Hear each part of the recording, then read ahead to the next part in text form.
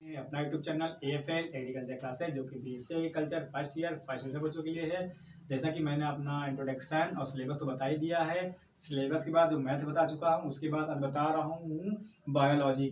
Biology में आपको chapter नहीं बताऊंगा, पूरा सिलेबस ही बताऊँ क्या पढ़ना है। चैप्टर बताऊंगा आपको समझ नहीं आएगा, इसलिए मैं सिलेबस ही बता रहा हूँ। ठीक है, तो आप देख लीजिए introduction of the living world. हमें जो दुनिया है उसके बारे में बताना है। जैसे बता रहे हैं जीवित दुनिया का परिचय। ठीक है, introduction of the living world, हमें जीवित दुनिया का परिचय बताना है।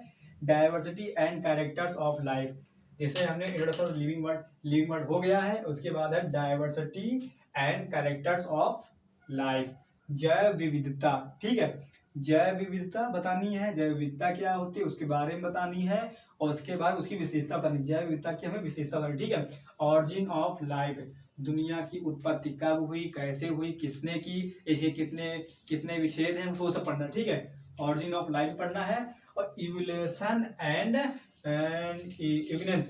ठीक है, यूजेनिक्स। ठीक है, इवोल्यूशन एंड यूजेनिक्स है। इसमें हमको पढ़ना है जैव विकास और सृजन की, जैव विकास कब हुआ, सृजन की किसे कहते हैं, हमको ये पढ़ना है। और आ जाइए, इसे ये लिखा हुआ है, इसकी जगह पे पढ़ेंगे एनिमल एंड क्लासिफिकेशन, जो कि एग्रीकल्चर के बच्चे होते हैं उनको पढ़ाया जा चुका है। पेपर में पूछा जाता है एनिमल एंड क्लासिफिकेशन बताता है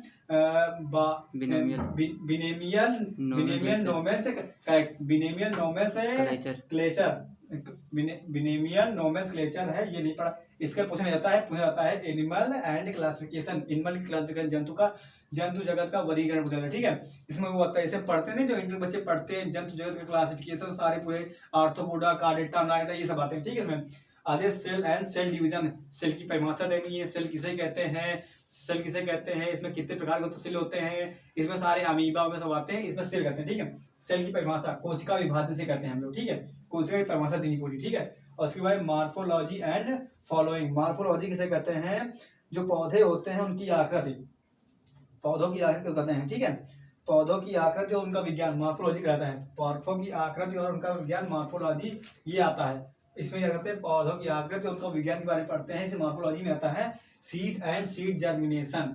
ठीक है, seed and seed germination, seed किसे कहते हैं, सीड की ये कितने प्रकार के होते हैं, इसे सीड कहते हैं।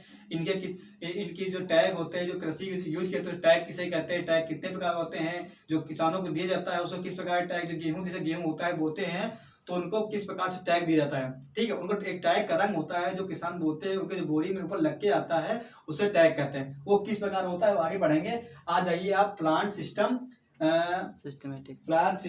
ठीक है, प्लांट सिस्टमैटिक मतलब हमको इसे प्लांट सिस्टमैटिक, जो प्लांट होते हैं पूरा ज्ञान पढ़ना प्लांट सिस्टमैटिक। ठीक है, ब्रेसिकेसी में जो प्लांट्स आते हैं उसे क्या कहते हैं, उनके बारे में पूरा पढ़ना है। फेबेसी में जो प्लांट्स आते हैं उसे क्या कहते हैं, ये पढ़ना है। एंड पोएसी में जो प्लांट्स आते हैं। ठीक है, ये 3 प्लांट्स हैं, इनमें एक ही एक दिए जाएंगे, आपके सिलेबस आगे बताया जाए क्या दिया गया है। तो हमको ये पढ़ना है ब्रेसिकेसी, फेबेसी एंड पोएसी। ठीक है, हमको ये पढ़ना है। आप देख लीजिएगा सब पढ़ना क्या है, क्योंकि सब जगह अलग नहीं होता, एक ही जगह होता है, सब में एक ही प्लांट है। फिर हमको इसमें उनके नाम याद करने हैं। ठीक है, जैसे पुकेसर होते हैं, प्लांट का नाम, प्लांट के भाग को क्या कहते हैं, वो ये पढ़ा जाएगा। ठीक है, तो जो इंटर एग्रीकल्चर बच्चे होते हैं उनको जो बायो में जो पढ़ाया जाता है उनको एक्सपेरिमेंट कराया जाता है। जो एग्रीकल्चर पढ़े होते हैं उनको एक्सपेरिमेंट अच्छे से कराया जाता है, और साइंस वालों भी कराया जाता है, जो बायो पढ़ते हैं उनको कराया जाता है। उसके बाद आ जाइए role of animal in agriculture, जो एग्रीकल्चर में जो एनिमल का जो रोल होता है, जो जंतुओं का जो रोल होता है एग्रीकल्चर में। ठीक है ना, रोल ऑफ एनिमल एग्रीकल्चर, ये आपको एग्रीकल्चर पढ़ाया जाएगा। मतलब उसमें जो आपको पढ़ाया जाता है क्या कहते हैं, हाथ से एग्रोनॉमी पढ़ाया जाता है, और एनिमल हस्बेंड्री पढ़ाया जाता है, उसे पढ़ाया जाता है। तो रोल ऑफ एनिमल एग्रीकल्चर। ठीक है, जंतुओं का क्या महत्व है एग्रीकल्चर में। ठीक है, तो गाइस कृपया, इतनी मेहनत कर रहा हूँ तो कृपया चैनल को लाइक कीजिएगा। ठीक है, वीडियो को लाइक कीजिएगा, चैनल सब्सक्राइब कीजिएगा और चैनल शेयर कीजिएगा। Thank you class.